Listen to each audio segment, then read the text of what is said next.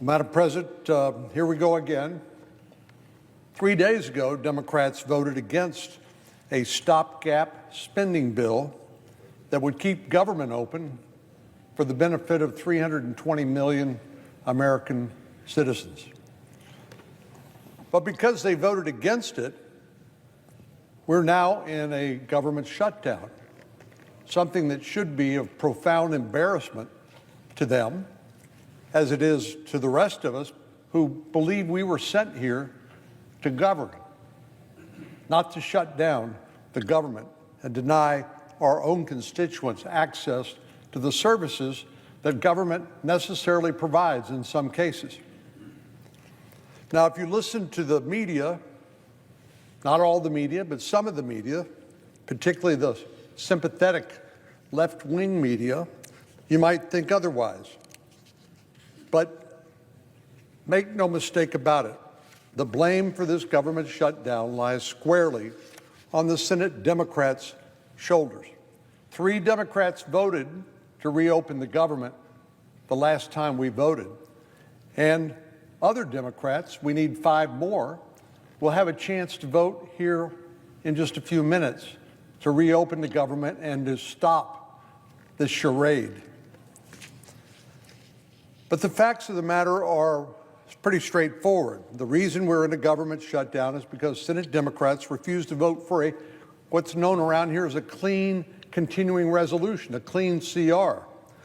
As I mentioned, this is a stopgap procedure, so we can then finish the work of the appropriations bills by November and hopefully pass bipartisan funding bills that will last for the remainder of the fiscal year, while we're doing other important work as well, hopefully a national defense authorization bill, hopefully other important legislation.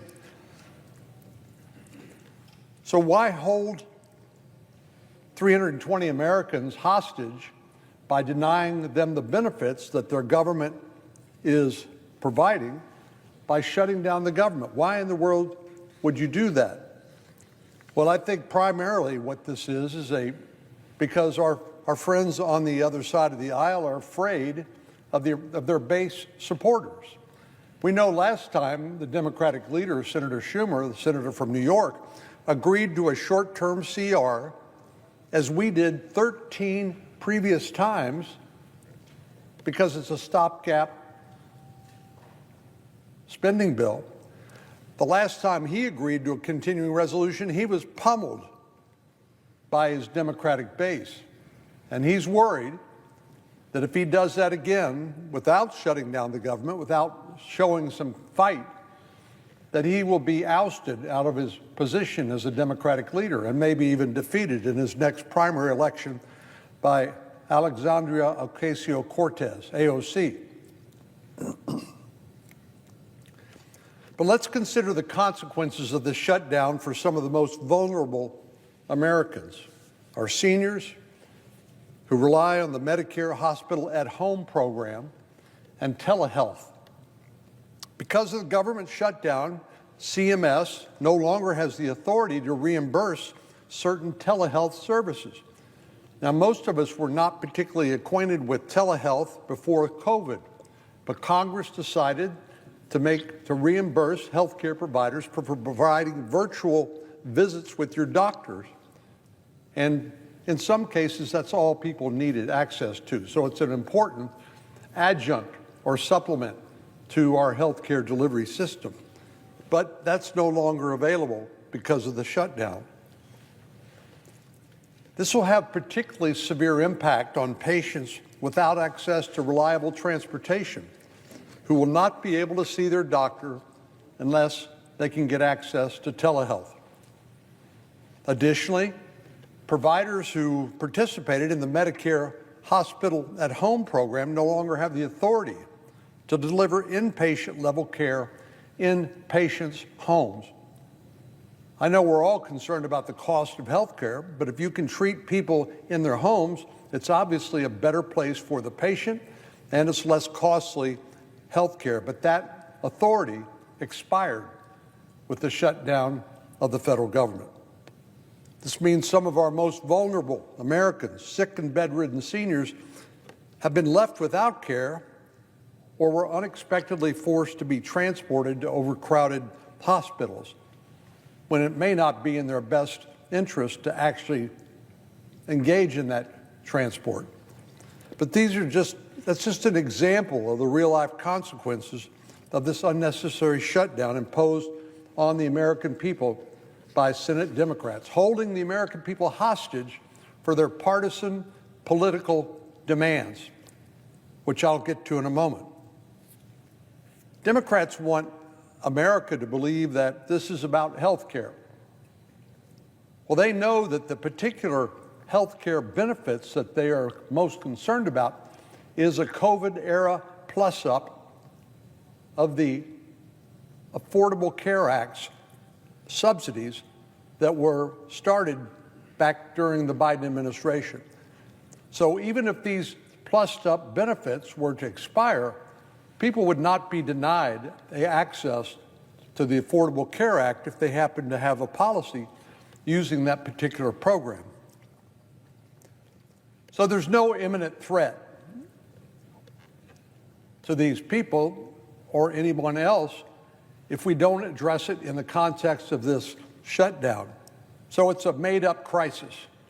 We know that these provisions expire at the end of this calendar year, and there will be time, and we will take the time to deal with those as we should. But based on many of the stories of waste, fraud, and abuse associated with these plussed-up COVID-era Biden subsidies for the Affordable Care Act, there's an important reason why we should take our time and look at these and reform them where necessary. And that's what we intend to do.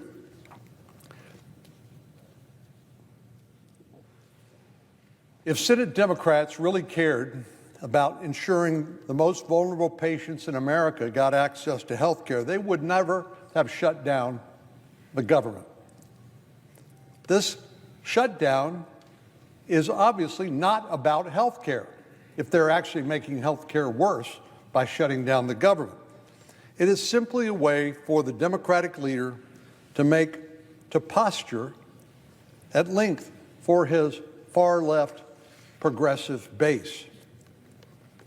It's unconscionable, if you think about it, that Democrats are holding the American people hostage, and some of the very people they claim to be helping get access to health care. Yet they are framing it as though somehow Republicans are forcing partisan demands. But the House has already passed a continuing resolution. The only thing stopping this from making its way to President Trump's desk is a vote in the Senate. And we need 60 votes in the Senate under Senate rules. And right now, 3 Democrats have joined with virtually all Republicans to vote for this continuing resolution, which only will take us to November the 20th to give us time to do the other appropriations bills that I mentioned a moment ago. But the reason why I call the Democrats' demand a partisan wish list is because they're asking for the sun and the moon. First of all, starting with their proposal. Anybody listening is reminded of the fact that we just recently passed the One Big Beautiful Bill, since rebranded to the Working Families Tax Cut Act. But the proposal made by the Democrats in their alternative continuing resolution says they want to repeal it.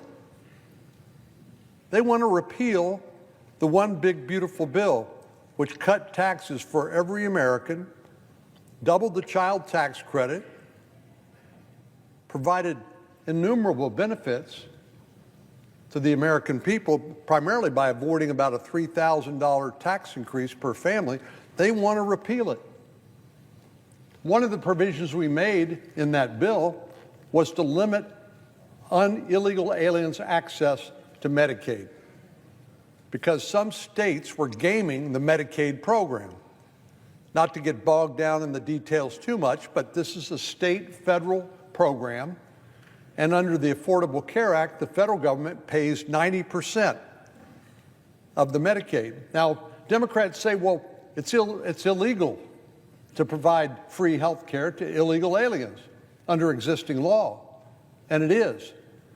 But what Democrats were doing in places like California, they were using that 10% state share to fund health care services for illegal aliens. And the one big beautiful bill, the Working Family Tax Cuts Act, put an end to that. So Democrats want to repeal that bill. They also want to repeal the $50 billion Rural Health Care Stabilization Fund. Texas is a big state. We got urban areas, we got suburbs, and we got rural areas. And we need to make sure that people living in rural areas, or certainly outside of urban and suburban areas, get access to health care. And one of the things we did in the One Big Beautiful Bill is provide a $50 billion stabilization fund to make sure they could get access to health care. But Democrats want to give that away. They want to repeal that bill in its entirety.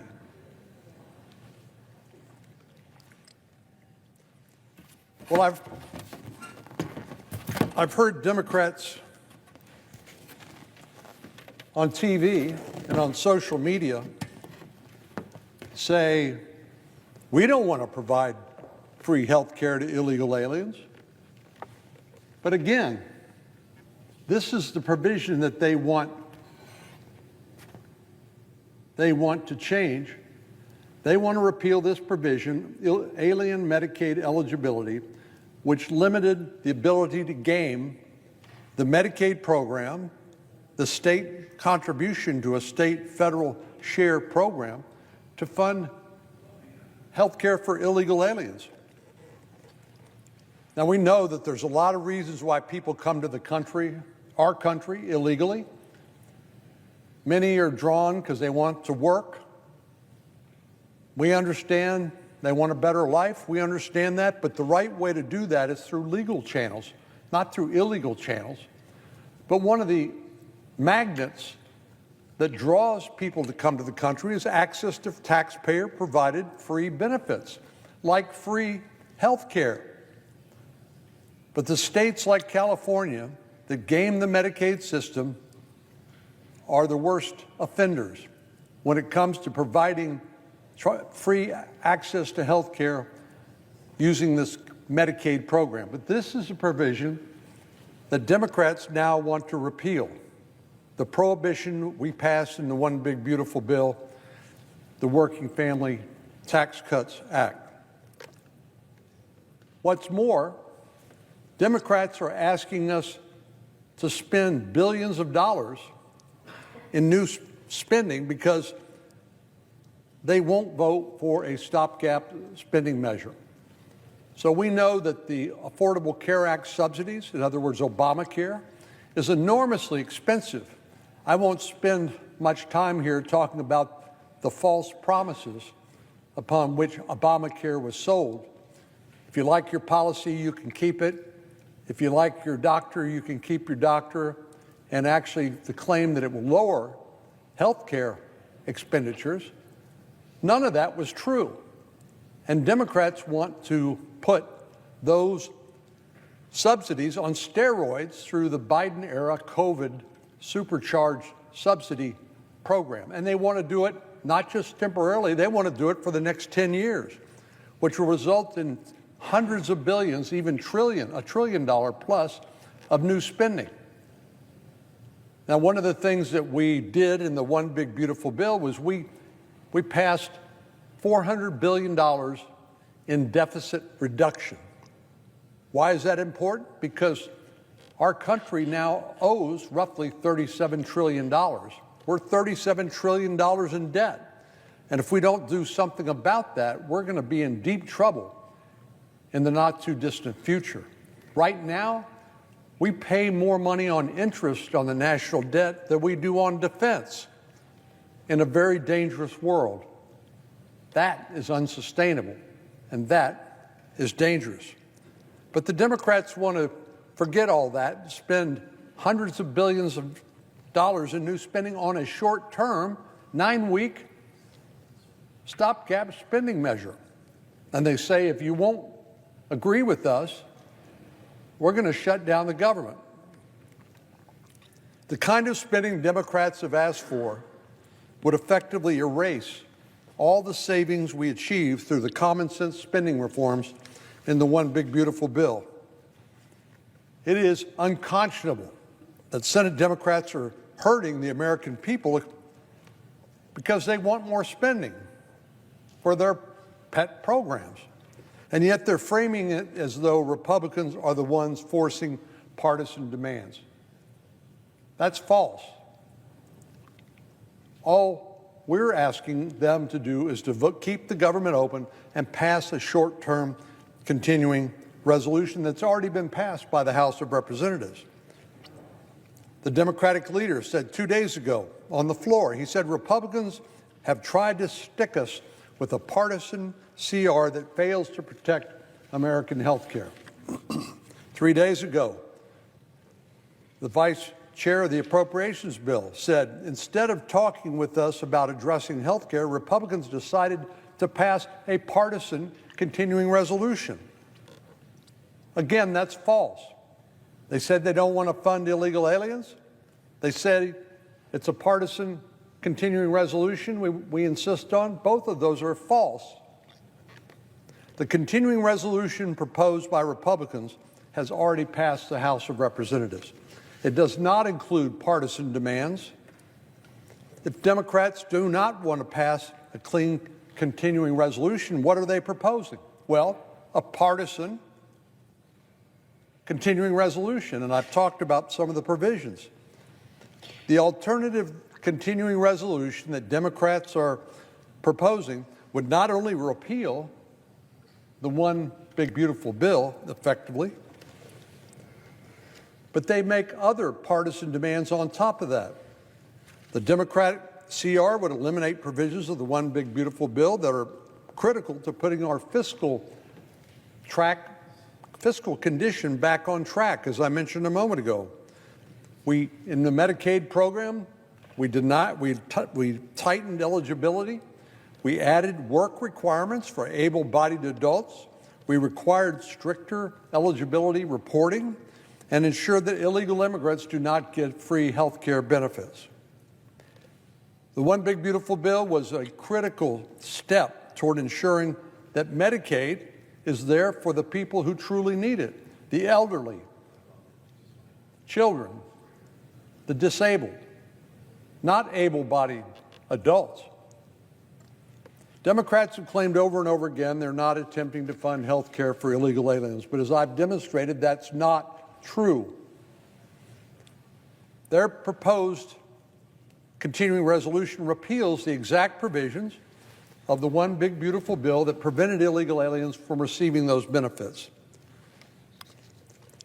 Just for those who want to read it for themselves, this is Section 2141 of the Democrats' proposed continuing resolution. It strikes Section 71109 of the One Big Beautiful Bill.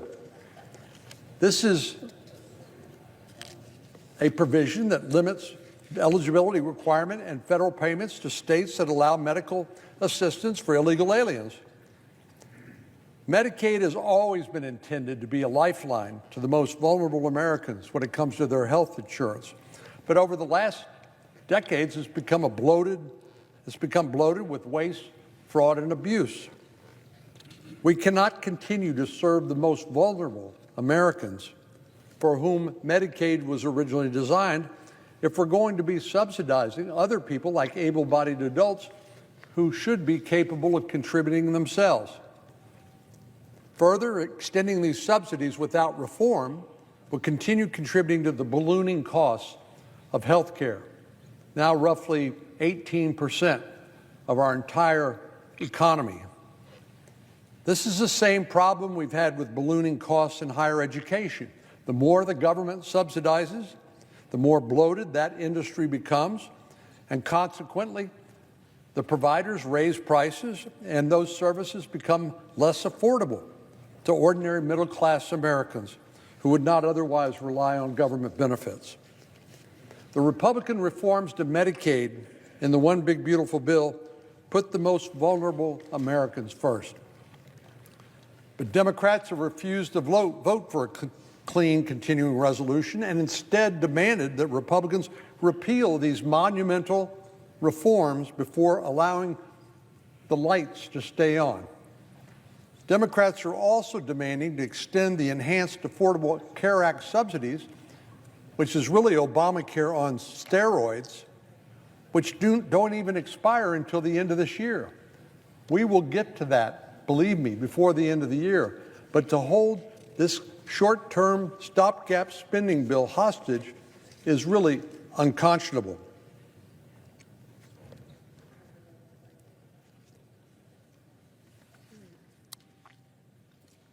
To anyone who says that Republicans are proposing a partisan continuing resolution while Democrats are doing everything they can to keep the government open, I hope I've made it clear that the reality is just the opposite.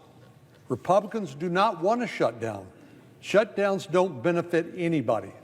And the same problem that caused the government to shut down is there staring you in the face when government is reopened.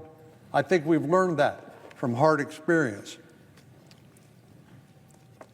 A poison pill-packed continuing resolution is simply not the solution. So I hope we can get 5 more Democrats to join 3 other Democrats who've already voted to keep the government open to vote this afternoon in just a few minutes and reopen the government for the benefit of all Americans.